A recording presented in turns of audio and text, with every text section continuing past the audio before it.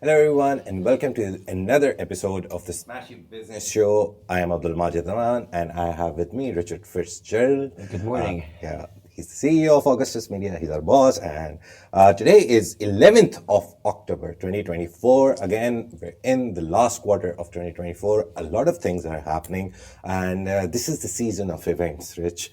JITEX is starting one of the biggest tech conference in the UAE and I guess in the world as well. Yeah, the massive numbers, Marjan, isn't it? JITEX, and it's now expanded in the last couple of years. It's just got bigger and bigger, and they've got North Star. They've got lots of different. They've got AI. They've got lots of different events. You know, in the past it was in Dubai World Trade Center. Now they've sort of activated the Dubai Harbour development, and they've created a lot of things there. You know, I think living in the city, obviously people in the traffic see JITEX, but I don't think we really realize how big it is internationally. I'm getting a lot of LinkedIn messages of people from Asia, people from Europe, people from the US who are coming to JITEX. My MD is coming. Do you have time to meet? And it's a fair, isn't it? Like there's obviously deals are made, talks happen, but you know, fairs are fairs and they're thoroughfares, and you go around and you see stands and it's networking and it's hustle and bustle. But it is absolutely massive, JITEX, and it's you know, it's that intersection. I don't know how to describe it. It's kind of technology, commerce, you know, marketing. It's a big mix. What you know, we have different events in the region, and different cities in the region have events, and especially business conferences. And there's a lot, but this is kind of consumer meets business. It's big, isn't it? And it's like one of those events which actually creates a ripple in the whole industry. Like JITEX, then there's a food one, Gulf food. That is very big. So all these events, they are actually now known as a brand itself. It's not just that Dubai is hosting them, it's like Dubai is hosting this event. Yeah, it's a big thing. The whole events industry is like, it touches everything, because you can have it sector by sector. You know, hotels have MICE meetings and events, but these sort of consumer big affairs, big events, like I've attended a lot globally over the years. I've been to CES in Vegas. I've been to, you know, South by Southwest a few times in Texas. Web Summit through its various iterations, and lots of big things. And what I've come to understand is if you do business in the region, really you don't need to go anywhere else. Like before, you used to go to get inspired outside the region. Now you can get inspired by these events, like Leap in Saudi, we'll talk about in Feb, 180,000 people, and so on. And JITEX is one of those. You know, sometimes you can go with an agenda, you can go to a plan. There's a lot of startups, there's a lot of people to meet and things like that. But we will be there. We'll have our team on the ground doing interviews and Smashing Business, and we'll do that. You guys will do the show all next week, and we'll cover. We've already got some press releases coming through about JITEX announcements. So So you're going to FII also, right? FII. It's again a rising event which everyone is now talking about. Future eighth or 9 year future investment initiative. It's in October. It's this month. FII. Not to be called the Davos in the desert. I think I'm going on the 28th of October. But like you know, there's different things. I think JITEX as a consumer one. You know, there's one in Riyadh. There's just so many. Like we could constantly do about the events and things like that. And we've partnered with Civi, is it, who have an events calendar? VVI, Silicon Valley Ventures and Investments. We've partnered with Silicon Valley. So they have a whole calendar of where you can go, which type of if you want to see venture capitalists or whoever you want to find, you can just look at their calendar and just go. So they've identified that events a big space, and they've created an events calendar. So check out Civi. They're quite cool what they're doing. It's Vivi, SVVI. Check them out.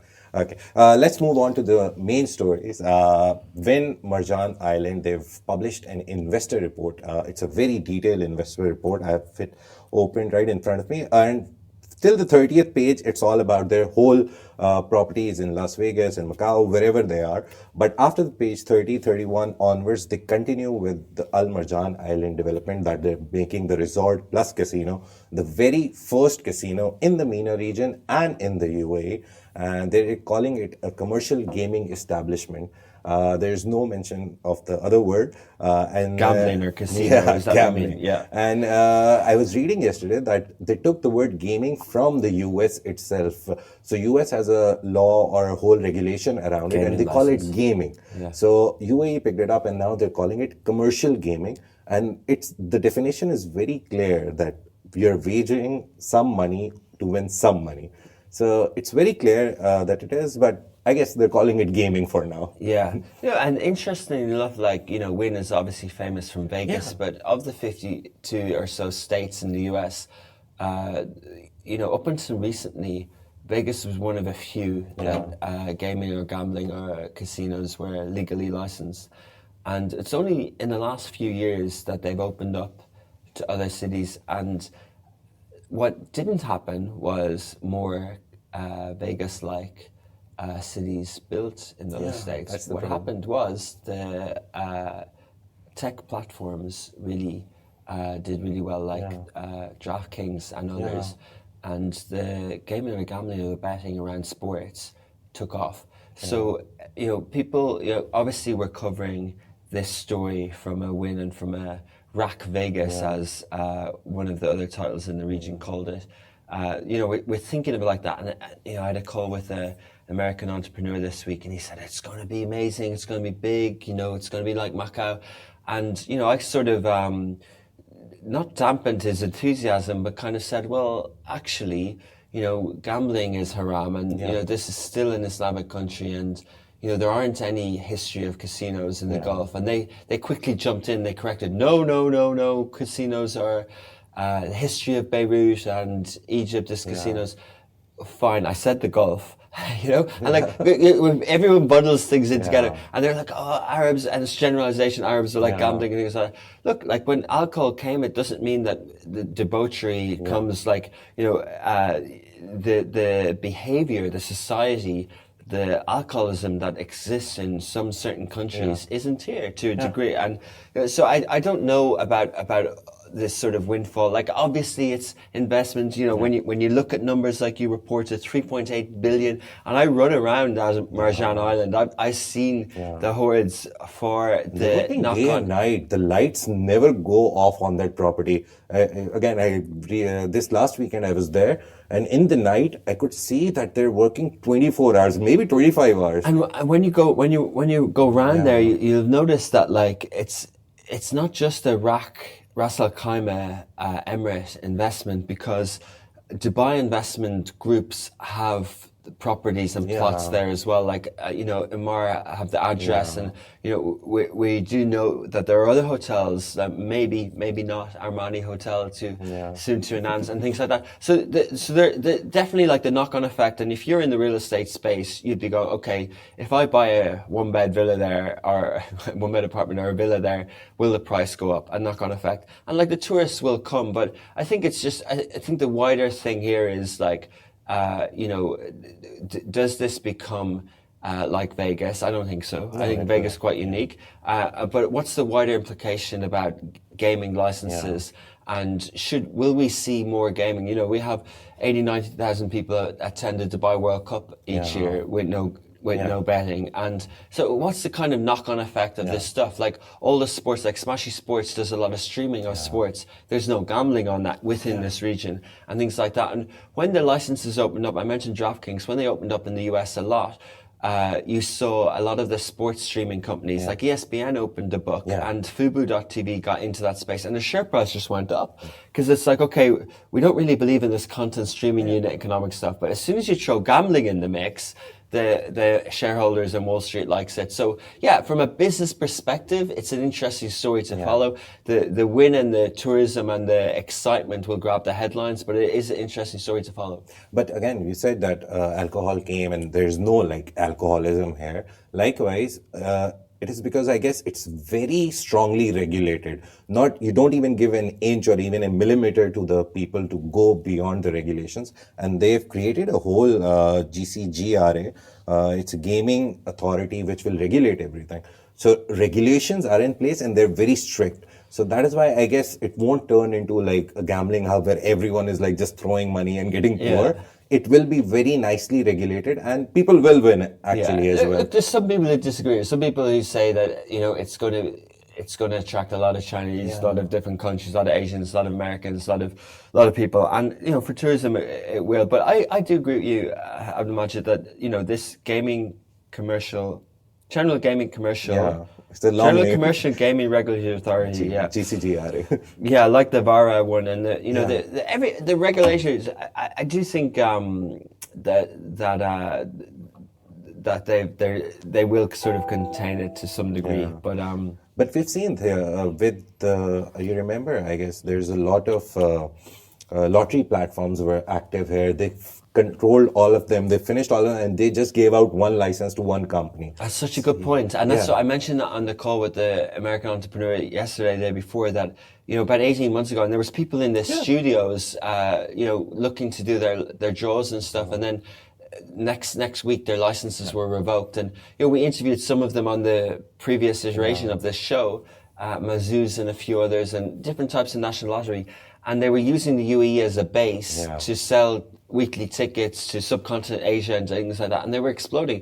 And then the regulatory came in and said, Because I guess there was something happening. So it's again about regulation in Dubai and the UAE. They'll always put their step down when they see something is not going in the right direction. Especially in the report, the main thing that attracted me was that part that they said expanding in UAE or like investing in UAE is like one of the most amazing things that they've done in the past decade. So for Wynn, it's also like a very good investment, and I think it is going to give them a lot of revenue back. Investing 3 million, nearly 3 million, but they're going to get their returns there for 3.8 sure. billion, yeah. Yeah. Yeah, 3.8 billion. But I like that, and well done for finding it in the end of I don't know if Wynn are listed, are they? Are they a public company? No. They just produce a report about their investments and their outlook, which is good governance and good communication. And then you as you described nicely, that you dig down into it and you see a few slides or a few sections on this investment, and I like that. I like that. We talked about PIF and their reports the other day, but I like also that the money is moving inward. It is moving from elsewhere into here, and it's good for the They local have a whole economy. leadership team I wanted to talk to you about. Maybe you will know a lot of guys. So there's Max Tappenier. He's the president. He comes from a lot of experienced places. So the Venetian, the Palazzo, he's handled Mandarin Oriental. Tim Rollins, we did the story. He was the head of Atlantis Royal and Atlantis the Palm, both. They raked him in for non-gaming operations. So it's a very nice looking, very experienced team with a lot of experience. See, Modon is there, Aldar Atlantis, Gerard Moss. He's worked with them. Yeah, so this report, if you're interested in what is going to happen, just go see this report. You can find there. We should link it in the newsletters in future to link out from the newsletter. But as your newsletter says, 4,000 new jobs to be created. That's 10% of the population of It's okay. Yeah. So again, it's going to be very big. It opens in 2027. The plan is 2027. But to be honest, the work I've seen, maybe they'll give us a surprise and be like, oh, we're opening in the mid of 2026 or maybe by the end of 2026. So fingers crossed for that. The next thing that we're going to talk about is Dubai's property. Again, we're coming from a big resort property to main commercial off-plan and on-plan property. Dubai's Q3 numbers, according to Property Market, they're huge. Again, every time we report property numbers from Dubai, they're record-breaking. That's the word that we always use because it is record-breaking. So in the Q3, Dubai's real estate market saw 50,439 transactions valued at 142 billion dirhams. And that's the highest quarterly volume ever recorded. This is like the bubble is getting bigger and bigger, and it's still not bursting. Careful calling it a bubble. Yeah. No, you're right. And it's interesting. We put that story on Smashy Business yesterday morning. I'm just looking at the numbers here, like 84,000 people viewed it. And the 38% year-on-year increase. And Q3 is July and August, right? It's a very slow period for business, at least, because nothing is happening. Usually things happen Q4, Q1, and some part of Q2. But Q3, they got so much money out of it. So off-plan was the best seller in this 142 billion dirhams. Off-plan it represented 63% of this total money.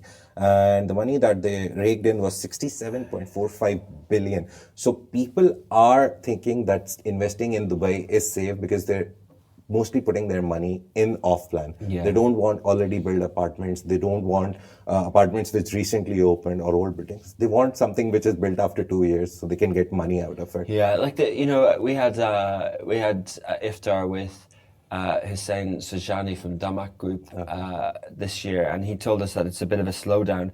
And I think maybe he's surprised by these numbers because it's not a slowdown versus Q3 last year. 50,000 transactions in those 3-month period. That's unbelievable. The city is built for construction. It's built with regulation. It's built for flippers. Like, I have a couple of property investments, not to flex, but just to be transparent. And I'm just surprised with how many calls I get. Yeah. Because I haven't advertised it. I'm not putting anything for sale.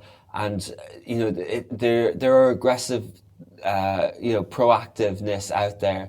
So, when someone puts a number on you, like it's just a very flipping turnover, high transaction. It's just geared towards transactions, all this sort of stuff. So, long may that continue. I hope it doesn't crash, for the sake of the city and the stability. But it does seem well regulated. Like we've had a lot of interviews over the years with different developers and different things. And Lovin Dubai works a lot with property developers. We work close with Dubai Land Department as well. And it's all systems go on that area. Yeah, I remember I used to work with a property event. So I remember that DLD recently came up with a new regulation that all the agents need to be registered. First of all, that's like the rule. But again, one property can only be listed on 4 websites or 4 services now. So that's also in play now, because every property was listed at 100 places. And again, as you said that you were getting 100 calls, everyone was getting so many calls. So now they've come with that regulation. So it's again a very tight-knit DLD whole thing that they don't want to let it get out of hand. They want to control it as much as possible. And referring to one of the infographics that I saw, I talked about it with Hinda as well, that Dubai, on the scale of the bubble bursting, again, it's a very dangerous term to use, but on that scale, Dubai is on 24th number. It's not even in the top 10 or 15. So Dubai is doing good. So your investments are safe. And these numbers show that investing in Dubai is safe for now, and at least for next 2 or 3 years, because there are a lot of plans and a lot of buildings, they will be constructed over the next 2-3 years. Moving on, last story, NEOM, another construction related story. NEOM has finally found a concrete plan to cement the progress online. This was the headline that we used. So NEOM is Mayon is partnering with Anas Al Mohaib to build a 700 million Saudi Real mixed concrete. So NEOM is 3 developments. Yeah. It's the line, it's the hexagon, and it's Trojena, if I'm pronouncing them right. So if you think about it, the line is the residential one. Yeah. And then on the sea, there's an industrial type, eco-friendly area where for the whole city of NEOM, and NEOM's size of Belgium or whatever. Yeah. So the whole industrial part of the NEOM city, NEOM state, will be in the sea. And then the whole tourism part will be in the mountains. So Trojena is in the mountains. So you kind of, I went to the Neon Line exhibition, and you basically have 3 different groupings there. And there's lots of rumors about the length of the line cutting short and things like that, and different investment. I think I love anything to do with like manufacturing and things being built on site, because a lot of projects in the region have history of things being shipped in. I was running around the what would you call it, like the Pearl or West Bay in Doha recently, and my funny story, but one of my earbuds fell down the concrete. Like they basically built a kind of a corniche around West Bay, and it was a contract with a cement company from the UK.